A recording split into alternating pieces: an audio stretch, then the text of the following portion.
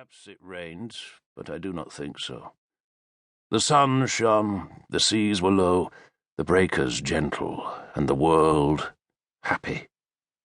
The hawk's claws gripped my wrist through the leather sleeve, her hooded head twitching because she could hear the cries of the white birds.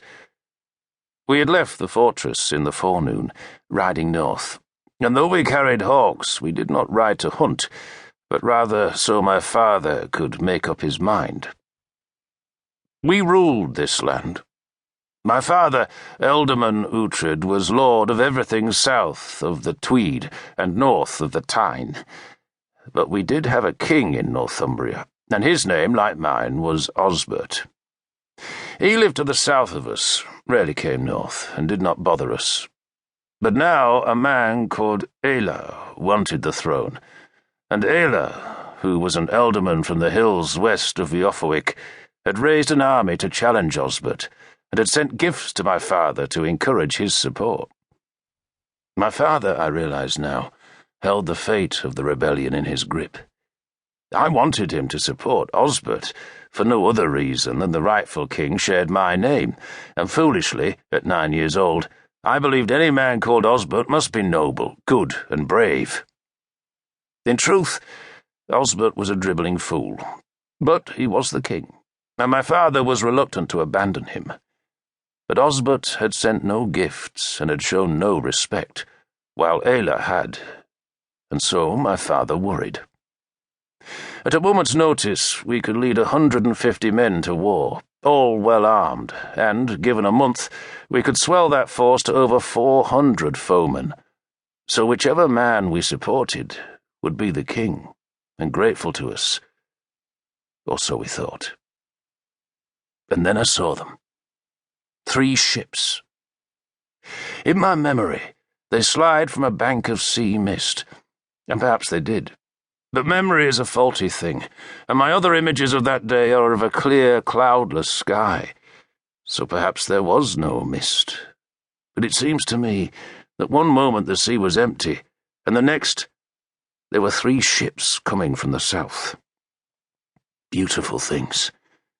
They appeared to rest weightless on the ocean, and when their oars dug into the waves, they skimmed the water. Their prows and sterns curled high and were tipped with gilded beasts, serpents and dragons.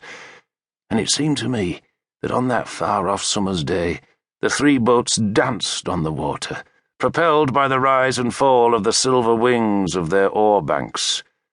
The sun flashed off the wet blades, splinters of light. Then the oars dipped, were tugged, and the beast-headed boat surged, and I stared entranced. "The devil's turds," my father growled.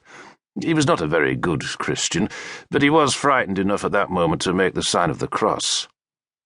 "And may the devil swallow them," my uncle said. His name was Aelfric, and he was a slender man, sly, dark, and secretive.